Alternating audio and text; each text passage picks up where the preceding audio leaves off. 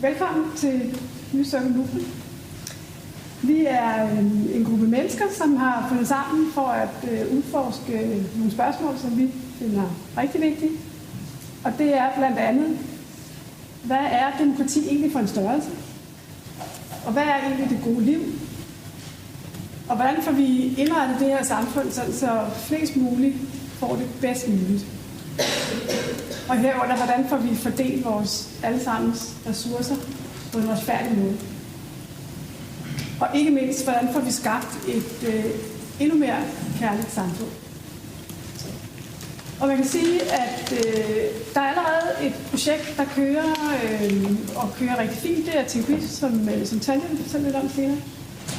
Altså det vil sige, det I kommer til at høre nu, I vil sandsynligvis på et eller andet tidspunkt sige, hvad, det forstår jeg ikke, eller det var noget mærkeligt noget, eller måske provokeret alle mulige ting, det jeg kommer til at tænke. I kan se, hvor kan jeg sige, wow. Er I meget velkommen til lige at notere det, men også gerne vente til efter pausen med at dele de her spørgsmål. Så skal der komme tid til det. Tak for ordet, Skåle. Tak for det, Hanna. Den tillidsbaserede økonomiske model, jeg vil komme ind på de her tre ting. Hvad er perspektivet i modellen? Hvor udspringer den fra? Hvad er selve modellen? Og til sidst, hvordan kan vi lave en global implementering af den her model? Og for at starte med perspektivet, så er det udspringer fra et sted, som er svært at sætte ord på. Man kan sige, heldigvis er det jo ikke alt her i verden, som man lige kan sige bim bam bum, sådan er det. Og nogen kunne måske godt tænke sig, at man kunne det, men det kan man heldigvis ikke, vil jeg sige. De ord, man så kan sætte på det alligevel, ud over det her billede på det, det er, at vi er i en transformationstid. Og vi kender det fra, se udefra, så kan man se en sommerfugl, en larve blive til en puppe og blive til en sommerfugl. Det er sådan til at forholde sig til på en eller anden måde, fordi der kan man sådan se, hvad der foregår.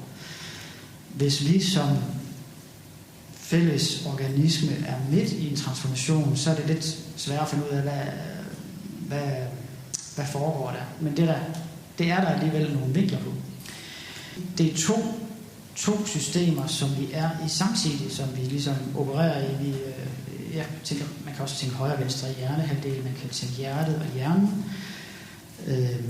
To ord, man kan sætte på det, er et kontrolbaseret og et tillidsbaseret system. Og nu laver vi en forsimpling her, hvor man måske kan få en smag af, hvad handler de her systemer om, hvordan afspejles de her systemer i mig selv. Fordi vi har alle sammen et ben i den ene lejr og et ben i den anden lejr, kan man sige.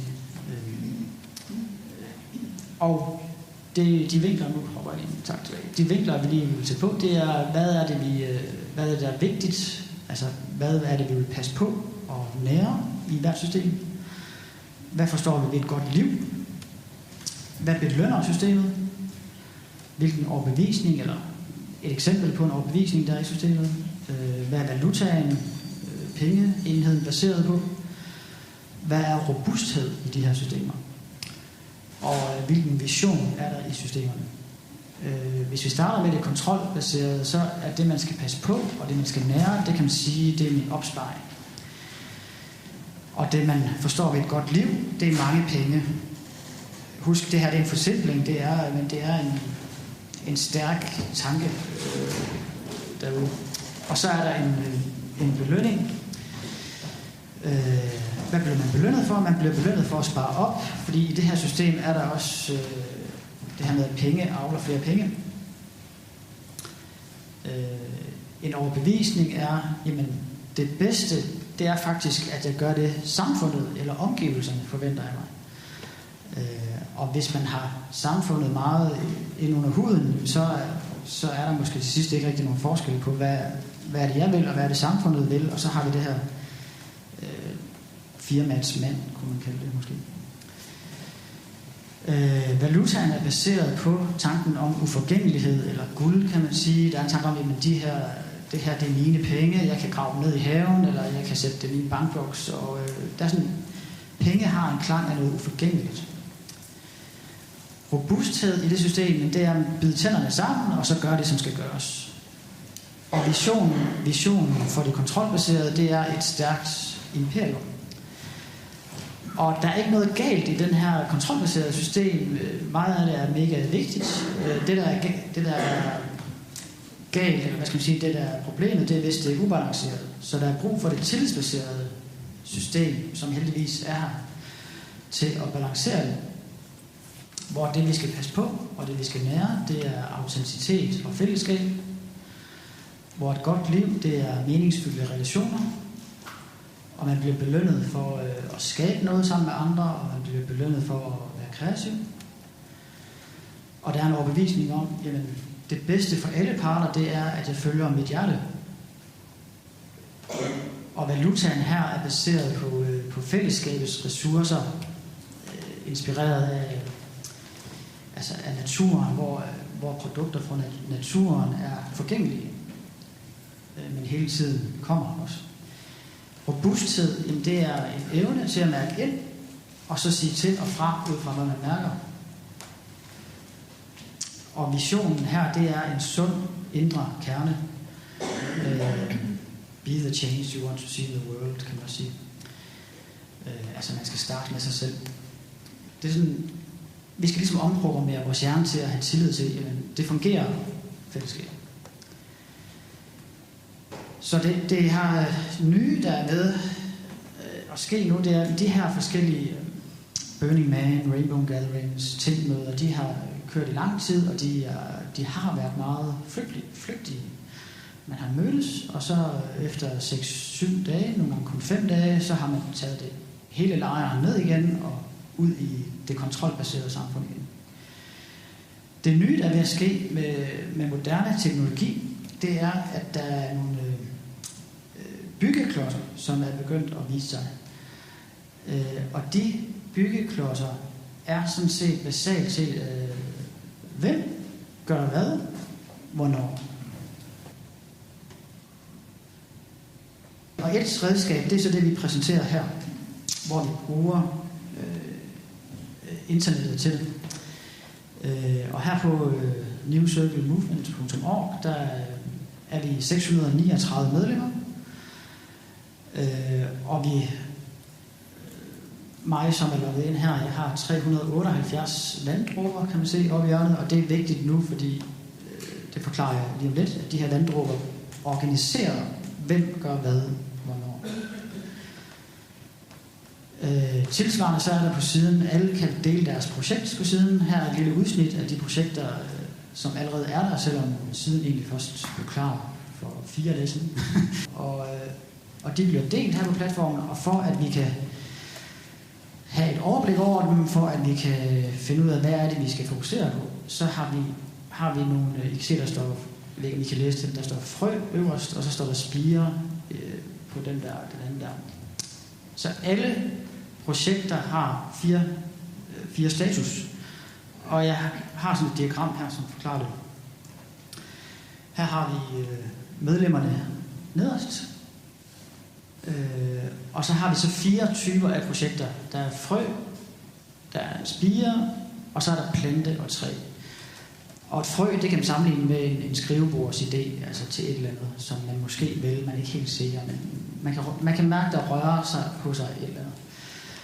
En spire er, hvor man har taget beslutning om, jo, den her, det er ikke bare en skrivebordsidé mere, nu vil vi det her, ikke? Og i første omgang er det så lidt større projekter, men det kan også være mindre ting, som vi skal se senere.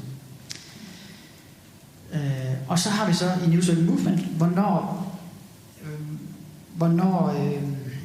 er et projekt et vigtigt projekt. Og der har vi så sagt 100 mennesker, der bakker op om et projekt og sætter deres stemmer på det. Det er vigtigt nok til, at vi vil give det ressourcer.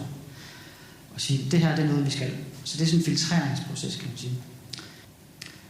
Og et af det projekt, Tanja fortæller om lige om lidt, det er så Tænkvi, og det er så et projekt i fællesskabet. Man kan sige, det har status 3. Så det træ, I kan se der, det kunne vi sige, det er Tinkvi, det her spirituelle fitnesscenter. Og strukturen, det er så et fællesskab inden i fællesskabet, så det er præcis den samme platform, der bliver brugt af Tinkvi.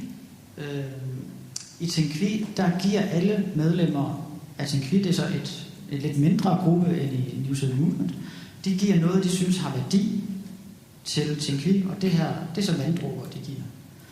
Hvilken værdi har vanddråber? Jamen, de bestemmer, hvor kronerne går hen i New Social Movement, så de er meget værdifulde. Og et basismedlemskab koster 100 vanddråber, og et komplet medlemskab koster 200 vanddråber. Og så tilsvarende ligesom et andet, så skal vi finde ud af, hvordan skal Tinkvis ressourcer fordeles. Og når jeg logger ind på min, som bruger, så viser platformen, hvad er min beholdning af de forskellige enheder. Jeg er interesseret i, hvor mange blommer jeg har, fordi det viser, hvor meget adgang har jeg til Tinkvis ressourcer. Jeg er også interesseret i, hvor mange vanddråber jeg har, fordi det viser, hvor meget adgang har jeg til de der spændende iværksætterprojekter, som er derude, og jeg kan måske selv starte nogle iværksætterprojekter også. Og så er der en månedlig tilførsel, og de her forskellige lokale valutaer har alle sammen en negativ rente. Så det vil sige, at de lige nu er på 10%. Det er kernetilgang på projektet, der sådan beslutter, hvor mange skal forsvinde hver måned. Og det betyder i praksis, at i modsætning til det eksisterende system, så er der en fast mængde valutaenheder, som kører rundt i systemet. Lidt ligesom bitcoins. Der er en fast mængde bitcoins, der kan produceres. Tilsvarende her er der en fast mængde valutaenheder, som kører rundt, og den stiger, når der kommer et nyt medlem, og den falder, når der er et medlem, der forsvinder. Og det system er anderledes end det, vi har nu.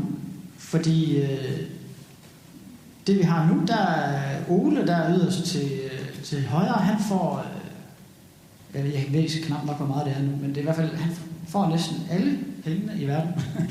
Og så er der rigtig mange, som må klare sig virkelig fra håndens munde. Så det er ikke en god idé. Det er ikke en god måde at fordele ressourcerne på. Tilsvarende så er det en dum idé at smide mad ud. Det er en dum idé, selvom det kan betale sig markedsøkonomisk at brænde en lagerhal med mad af eller smide det ud, fordi det vil dumpe priserne, hvis det kommer på markedet. Så synes vi, det er dumt at smide det mad ud, fordi der er nogen, der er sultne. Så her, vores forslag er, at vi fordeler ressourcerne, og alle, der er ikke en centralt sted, at de her bytteenheder bliver produceret, den lokale valuta bliver produceret af borgeren selv.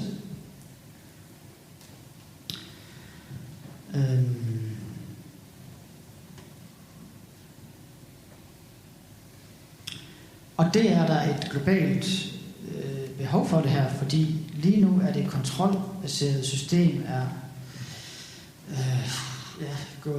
det kører ligesom i sit eget spor, og der er brug for en fod i jorden, kan man sige, ikke? For at få balance i det, hvor det tillidsbaserede system får fat, og det er først nu, vi kan gøre det, fordi vi har redskaberne til det.